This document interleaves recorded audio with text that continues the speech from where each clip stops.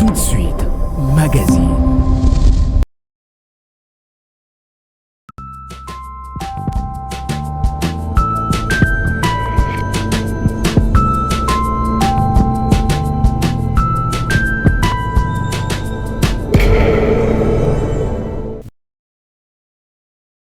Bien-aimés frères et sœurs, nous recevoir dans votre salon, dans votre téléphone, n'est plus une surprise puisque vous êtes déjà habitués à cette émission que dit la Bible, que vous avez déjà adoptée et à travers laquelle nous échangeons, nous exposons quelques éléments, quelques matières, quelques thématiques tirées essentiellement des Saintes Écritures. Acceptez d'abord mes salutations fraternelles, amicales et sincères dans le saint nom de notre Seigneur Jésus-Christ. Nous vous proposons une thématique aujourd'hui, les impératifs de Dieu, des ordres que Dieu a donnés sur lesquels l'homme n'a pas d'autre choix que de s'incliner, face auxquels l'homme n'a pas d'autre choix que de s'incliner. Et ils sont pleins dans les Saintes Écritures, les impératifs de Dieu. Nous allons en épingler quelques-uns pour montrer ce que le Seigneur, notre Dieu, attend de chacun d'entre nous. Vous savez, Dieu est bon, c'est un Dieu d'amour. Mais il y a aussi une autre dimension que l'apôtre Paul présente dans Romains chapitre 11. Après avoir parlé de la bonté du Seigneur et puis de ce qui s'est passé avec Israël. Romains chapitre 11, laissez-moi retrouver ça, verset 22. Verset 22. Considère donc la bonté et la sévérité de Dieu.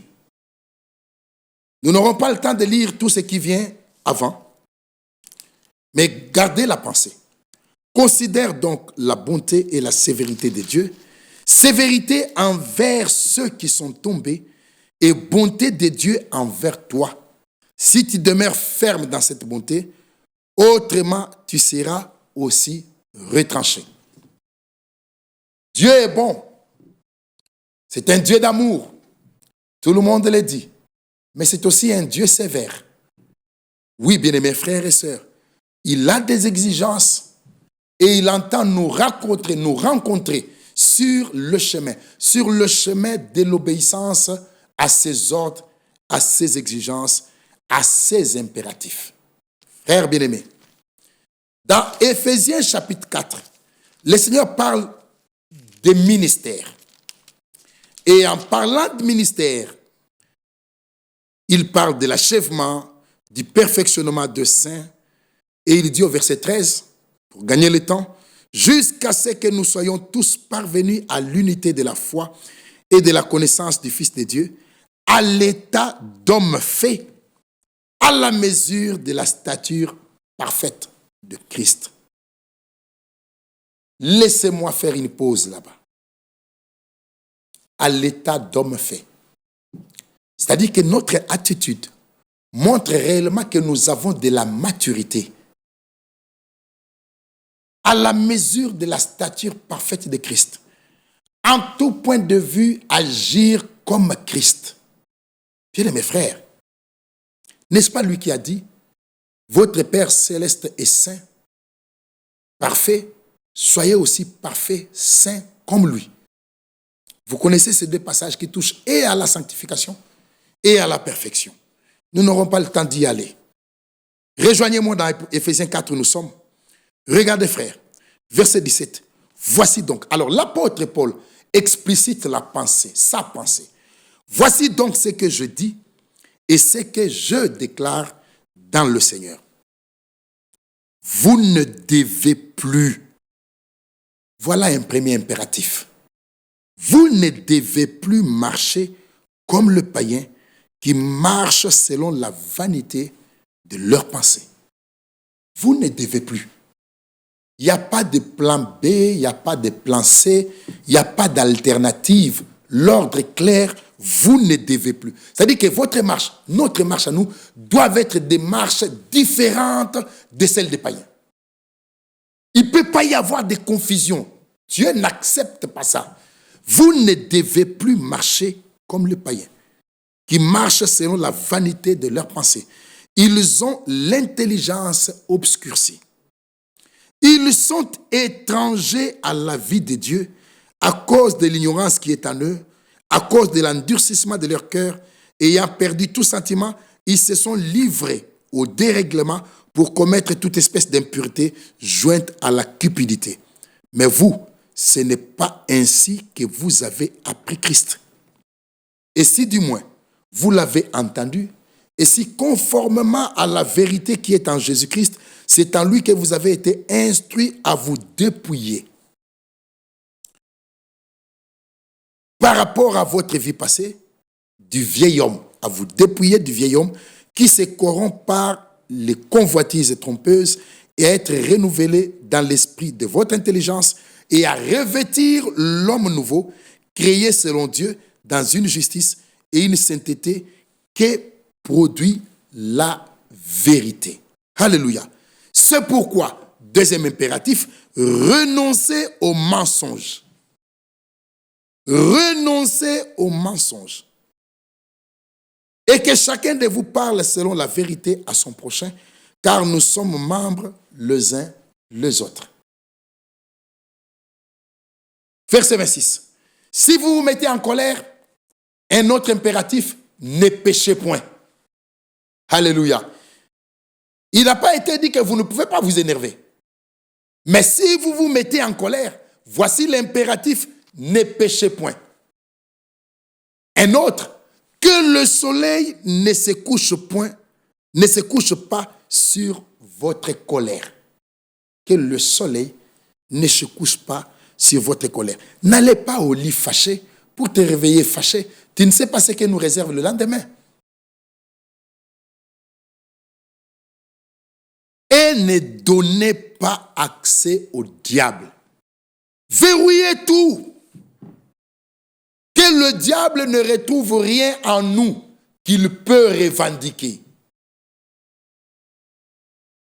Un autre impératif, verset 28, que celui qui dérobait ne dérobe plus, mais qu'il travaille. En faisant de ses mains ce qui est bien, pour avoir de quoi donner à celui qui est dans les besoins. Qu'il ne sorte, encore un autre, qu'il ne sorte de votre bouche aucune parole mauvaise. Qu'il ne sorte de votre bouche aucune parole mauvaise. Mais s'il y a lieu, quelques bonnes paroles qui servent à l'édification et communiquent une grâce à ceux qui l'entendent. Verset 30, un autre impératif, n'attristez pas le Saint-Esprit de Dieu, par lequel vous avez été scellés pour le jour de la rédemption. Un autre impératif, que toute amertume, toute animosité, toute colère, toute clameur, toute calomnie et toute espèce de méchanceté disparaissent du milieu de vous. Soyez bons, un autre encore, soyez bons les uns envers les autres. Nous pourrons même aller beaucoup plus loin, comme au chapitre 5, verset 1er, devenez les imitateurs de Dieu. Bien-aimés frères et sœurs, en ce qui concerne les impératifs de Dieu, le Seigneur n'attend rien d'autre qu'une obéissance totale de la part de chacun d'entre nous. 1 Corinthiens chapitre 6, l'apôtre Paul dit ceci. 1 Corinthiens chapitre 6, verset 18. Fuyez la débauche. Quand il est dit fuyez, ce qu'il faut faire, c'est fuir, tout simplement. Fuyez la débauche. Un impératif, un autre. 1 Corinthiens chapitre 10. Au chapitre 10, verset 14. L'Écriture dit, c'est pourquoi, mes bien-aimés, fuyez l'idolâtrie.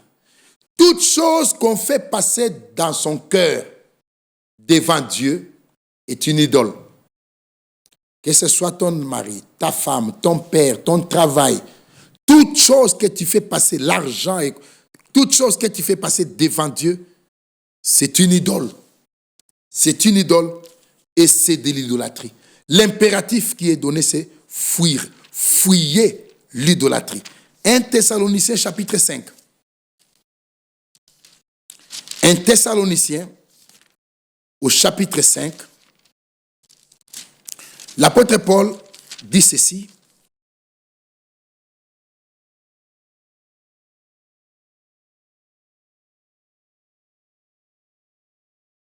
Gagnons le temps, prenons le verset 14. Déjà, il y a encore d'autres impératifs ici. Déjà même un peu plus haut.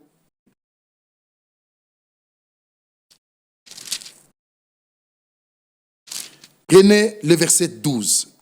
Nous vous prions, frères, d'avoir de la considération pour ceux qui travaillent parmi nous, qui vous dirigent dans le Seigneur et que vous exhortent. Ayez, il l'exige, ayez pour eux beaucoup d'affection à cause de leurs œuvres. C'est encore un impératif. Nous vous en prions, frères. Nous vous en prions aussi, frères. Avertissez ceux qui vivent dans le désordre. Un autre impératif. Avertissez ceux qui vivent dans le désordre. Consolez ceux qui sont abattus. N'allez pas les abattre encore davantage. Ceux qui ont des difficultés dans la marche, allez les aider, les secourir. Ceux qui sont éprouvés, consolez-les. Ceux qui sont abattus, consolez-les. Supportez le faible. Alléluia. Toi, tu es fort, mais voici l'ordre qu'on te donne. Supportez le faible. Pas critiquer les faibles. Pas faites des faibles votre prédication. Ciblez-les dans vos prédications. Non, supportez le faible. Celui qui a dit, fuyez la débauche. Celui qui a dit, fuyez l'idolâtrie. Celui qui a dit, renoncez au mensonge. C'est le même qui a dit, supportez le faible. Usez de patience envers tous. Alléluia. Usez de patience envers tous. Les semences ne croissent pas à la même vitesse. Il y en a qui croissent plus vite. Il y en a d'autres qui croissent après. Toi, tu es avancé, supportez et ayez de la patience envers les autres. Frères bien-aimés, quand l'Écriture dit supportez-vous les uns les autres, c'est un passage qu'on ne peut pas appliquer à un endroit où il y a la perfection, l'harmonie parfaite. Au ciel, cette Écriture ne sera pas donnée. Supportez-vous les uns les autres. Mais c'est sur la terre, quand il y a des problèmes, des difficultés, c'est là que le Seigneur dit, supportez-vous. Un impératif, supportez-vous. Verset 15, prenez garde. Prenez garde. Un autre impératif, que personne ne rende à autrui le mal pour le mal. Prenez garde, que personne ne rende à autrui le mal pour le mal. Mais, un autre impératif, recherchez toujours le bien, soit entre vous, soit envers tous. Alléluia. Mais, recherchez toujours le bien, soit entre vous, soit envers tous. Verset 16. Soyez toujours joyeux. J'ai dit Amen. Même s'il y a des problèmes, même s'il y a des difficultés, même si vous traversez des épreuves, soyez toujours joyeux. Verset 17. Priez sans cesse. Cela ne veut pas dire que tu traverses le boulevard, tu arrives au milieu du boulevard pendant que le véhicule roule, tu commences à prier. Non, non. Non, non, non. Attention à des excès de zèle comme ça. Prier sans cesse. C'est-à-dire que parfois, dans certaines circonstances, même dans ton cœur, quelqu'un peut te regarder ne sachant pas que dans ton cœur, tu es en prière. Priez sans cesse. Rendez grâce en toutes choses, car c'est à votre égard la volonté de Dieu en Jésus-Christ. Rendez grâce en toutes choses. Un autre impératif. Rendez grâce en toutes choses. Que ce soit des choses qui te plaisent, que ce soit des choses qui te fassent mal. Tout concourt pour le bien de ceux qui aiment Dieu. Rendez grâce en toutes choses, car c'est à votre égard la volonté de Dieu en Jésus-Christ. 19. N'éteignez pas l'esprit. 20. Ne méprisez pas les prophéties. 21. Mais examinez toutes choses et retenez ce qui est bon. Examinez toutes choses et retenez ce qui est bon. Verset 22. abstenez-vous de toute espèce de mal. Abstenez-vous de toute espèce de mal. Verset 25, frères, priez pour nous. Priez pour des prédicateurs. Priez pour des frères. Priez pour ceux qui servent le Seigneur. Colossiens chapitre 3. Colossiens chapitre 3. Que dit l'Écriture là-bas? Verset 8. Colossiens 3, verset 8.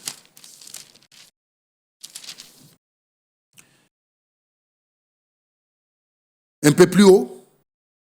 Faites mourir, verset 5, ce qui dans vos membres terrestres, la débauche, l'impureté, les passions, les mauvais désirs et la cupidité qui est idolâtrie. C'est à cause de ces choses que la colère de Dieu vient sur les fils de la rébellion. C'est ainsi que vous marchez autrefois lorsque vous viviez dans ces péchés. Mais maintenant, renoncez à toutes ces choses. Renoncez. Renoncez. Comme si vous ne l'avez jamais connu. Renoncez à toutes ces choses. À la colère, à l'animosité, à la méchanceté, à la calomnie, aux paroles équivoques qui pourraient sortir de votre bouche. Ne mentez pas les uns aux autres, vous étant dépouillés du vieil homme et de ses œuvres, ayant revêtu l'homme nouveau qui se renouvelle dans la connaissance selon l'image de celui qui l'a créé. Toute chose qui relève d'une vie indigne de l'Évangile, nous devons y renoncer. Renoncer à toutes ces choses. Commençons à citer, frères. 1 Jean chapitre 5, verset 21. Petits enfants, gardez-vous des idoles. Ça aussi, c'est capital. Gardez-vous des idoles. Gardez-vous de tout ce qui peut prendre la place de Dieu dans votre cœur. Hébreux chapitre 12 plutôt. Les impératifs de Dieu. Hébreux chapitre 12, verset 25. Gardez-vous de refuser d'entendre celui qui parle. Là, c'est capital, frère. C'est tellement capital que nous sommes à un temps où Dieu parle. Et puisqu'il parle, il nous dit, gardez-vous de refuser d'entendre. Gardez-vous de continuer à rejeter l'appel de grâce, de continuer à rejeter l'appel d'amour, de continuer à refuser d'accepter la grâce que Dieu a accomplie, a manifestée pour vous, de refuser cet appel qui te dit, mon fils, donne-moi ton cœur. Dieu ne continuera toujours pas à parler. Dieu ne continuera toujours pas à parler. Non, non et non. Bien-aimés frères. Car si ceux qui refusèrent d'entendre celui qui publiait des oracles sur la terre n'ont pas échappé, combien moins échapperons-nous si nous nous détournons de celui qui parle du haut des cieux? Combien échapperons-nous? Comment un homme peut s'échapper s'il rejette cet appel de grâce, cet appel d'amour que Dieu lui manifeste? Comment un homme peut s'en sortir? Bien mes frères et sœurs, comment il se présentera devant le Seigneur au jour du retour du Seigneur s'il rejette l'appel de grâce et qu'il refuse d'entendre le Seigneur qui nous parle aujourd'hui à travers sa parole?